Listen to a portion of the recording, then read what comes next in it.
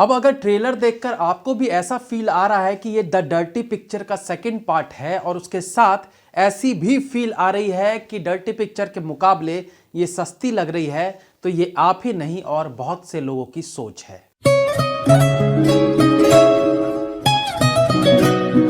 अब इस ट्रेलर की सबसे बड़ी खासियत की बात करें तो ऑब्वियसली सब जानते हैं वो है पंकज त्रिपाठी, लेकिन वो लीड में नहीं है क्योंकि फिल्म बेस्ड है शकीला की लाइफ पर और उस शकीला का किरदार निभाएंगी ऋचा चड्ढा। अब ऐसे में फिल्म को हिट कराने या फ्लॉप की दहलीज पर लाकर पटकने की सबसे ज्यादा जिम्मेदारी आती है ऋचा चड्ढा के मोटे कंधों पर, मेरा मतलब है मजबूत कंधों पर। पहले ट्रेलर पर एक नजर दौड़ा लेते हैं जहां दिखाया गया है कि सिल्क स्मिता की डेथ हो गई है और एक नई एक्ट्रेस शकीला फिलहाल दूर कहीं गांव में रह रही है, मतलब अभी उसका फिल्म इंडस्ट्री से लेना देना नहीं है। अब थोड़ा पास्ट में चलें और डर्टी पिक्चर की बात करें तो उस फिल्म में सिल्क स्मिता के साथ शकीला डांस करती भी नजर आती है।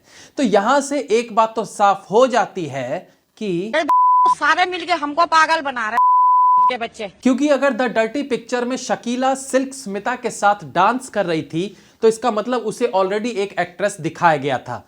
तो फिर यहां शकीला फिल्म में सिल्क स्मिता की मौत के बाद शकीला का उदय क्यों दिखाया गया? या तो द डर्टी पिक्चर के मेकर्स हमारी मासूमियत का फायदा उठा रहे हैं या फिर शकीला के मेकर्स अभी जनता को बेवकूफ बनाकर द डर्टी पिक्चर से इस फिल्म को जोड़कर थोड़ी पब्लिसिटी पाने के चक्कर में है। ओके, कुछ रिसर्च हमने भी की है और उसके अनुसार जानने की कोशिश करते हैं कि कौन सच कह रहा है और कौन झूठ। सिल्क स्मिता की मौत हुई थी 1996 में जब उनकी एज थी 35 इयर्स और अपने आखिरी समय तक वो फिल्मों में एक्टिव थी, यानी इस साल भी उनकी कन्नड़ा, तमिल, तेलुगु, मलयालम और हिंदी में फिल्में रिलीज हुई थी। अपने आखिरी दिनों में जो उनकी मुख्य फिल्में थी उनमें हिंदी में थी रेशमा की जवानी और टाइम बॉम्ब, वहीं तेलुगु में पचाथोरनम और माँ अवायदा कलेक्टर, कन्नड़ा में कर्नाटका सुपुत्र, तमिल में सुभाष, रजाली, थिरुम्बी पार और मलयालम में उनकी उस साल करीब दर्जनों फिल्म रिलीज हुई थी। अब अगर शकीला की बात करें तो उन्होंने फिल्मों में कदम रखा था करीब 16 साल की एज में, यानी 1994 में उनकी पहली फिल्म आई थी जिसका नाम था प्ले गर्ल्स और उसी साल उनकी दूसरी फिल्म भी आई थी जो कि तमिल लैंग्वेज में थी जिसका नाम था जलीकट्टू कलाई। और इसके बाद उन्होंने सीधे 1997 में फिल्म की जब तक सिल्क स्मिता की मौत हो चुकी थी। अब पहला झूठ तो शकीला फिल्म में ही देखने को मिल गया जिसमें जब सिल्क स्मिता की मौत दिखाई गई थी तब शकीला का फिल्मों से दूर दूर तक लेना देना नहीं था। वो बात भी हमारी इस जानकारी से खारिज हो जाती है, यानी सिल्क स्मिता के जीते जी ही शकीला ऑलरेडी फिल्मों में आ चुकी थी। अब दूसरी चीज, द डर्टी पिक्चर में दिखाया गया है कि शकीला और सिल्क स्मिता ने साथ में डांस किया, लेकिन शकीला ने तो 1994 में केवल 2 फिल्में की थी, वो भी बहुत लो बजट फिल्में जिनमें सिल्क स्मिता नहीं थी। तो फिर डर्टी पिक्चर में दोनों को साथ में डांस करते कैसे दिखाया गया? यह सोचने वाली बात है कि एक बायोपिक फिल्म में इतनी छेड़छाड़ कैसे की जा सकती है। जिस इंसान पर फिल्म बनाई जा रही है उसकी वो जिंदगी अब गुजर चुकी है जिसे पर्दे पर दिखाया जाने वाला है। ऐसे में गलती की गुंजाइश ना के बराबर होनी चाहिए और उनमें भी अगर जिस पर बायोपिक बन रही है उसकी मौत या तो पिछले कुछ वर्षों के दौरान हुई है या तो वो अभी जिंदा है। शकीला वाले केस में तो शकीला अब भी फिल्मों में एक्टिव है, तो फिर इस तरह की गलती कैसे की जा सकती है? ट्रेलर में आगे देखें तो बैकग्राउंड म्यूजिक में एक पंजाबी सॉन्ग सुनने को मिलता है। आई मीन पंजाबी गाना, वो भी साउथ इंडियन एक्ट्रेस की बायोपिक में। ऐसे कैसे? ये तो सुनते ही अजीब सा लगने लगता है।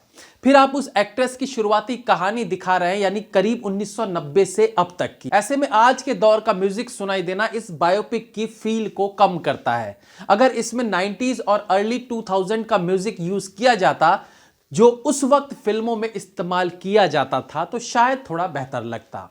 ऋचा चड्ढा का कहना था कि उन्होंने इस फिल्म को करने से मना कर दिया था क्योंकि उन्हें डर था कि उन्हें बोल्ड सीन्स करने पड़ेंगे, लेकिन फिर जब स्टोरी को समझा तो उन्हें लगा बोल्ड सीन्स वैसे नहीं है जैसा वो सोच रही हैं। लेकिन ट्रेलर में बोल्ड सीन्स की कमी तो लग नहीं रही है। हाँ, वल्गर नहीं लग रहे हैं लेकिन बोल्ड तो जरूर है। चलिए ठीक है, आखिर बायोपिक भी तो एक ऐसी एक्ट्रेस की है जो इसी चीज के लिए जानी जाती थी। फिल्म के टीजर वीडियो में बताया गया था कि जब साउथ इंडिया के थिएटर खाली होने लगते थे तो शकीला के फिल्म चलाने से वो भर जाया करते थे, और अभी इस साल कोविड के कारण फिर थिएटर खाली है तो शकीला के कारण फिर थिएटर भरेंगे। इसके बारे में भी टिप्पणी करनी बनती है। मतलब अब उस वक्त के खाली थिएटर को अभी के खाली थिएटर से तुलना की गई है, लेकिन उस वक्त खाली इसलिए होती होंगी कि कोई ढंग की फिल्म रिलीज नहीं हुई होगी, लेकिन अभी तो खाली होने का रीजन कुछ और है।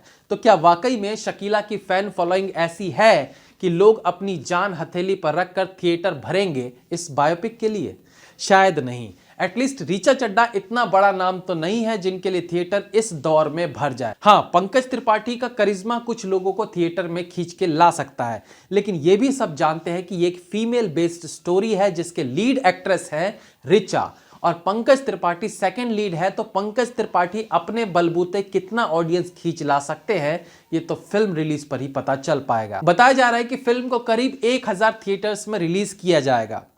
एज यूजुअल एक बार फिर ट्रेलर में ही पूरी कहानी समझ आ जाती है, कुछ एक्स्ट्रा फिल्म के लिए बचा ही नहीं है। फिल्म में पंकज त्रिपाठी एक बड़े स्टार का किरदार निभा रहे हैं जो ऑब्वियसली अपने से ऊपर जाती एक एक्ट्रेस को नीचा दिखाने का काम करेंगे। एक्टिंग मेरे लिए ऑक्सीजन जैसी है, इस तरह के कुछ अच्छे डायलॉग्स भी इस ट्रेलर में जरूर शामिल किए गए हैं। फिल्म की शूटिंग से संबंधित कुछ फनी सीन्स को भी इस फिल्म के ट्रेलर में दिखाया गया है, जैसे पंकज त्रिपाठी का एक एक्शन सीन, फिर बॉडी डबल वाला सीन। तो दोस्तों वेट कीजिए 25 दिसंबर का जब ये फिल्म रिलीज होगी। Have a nice day.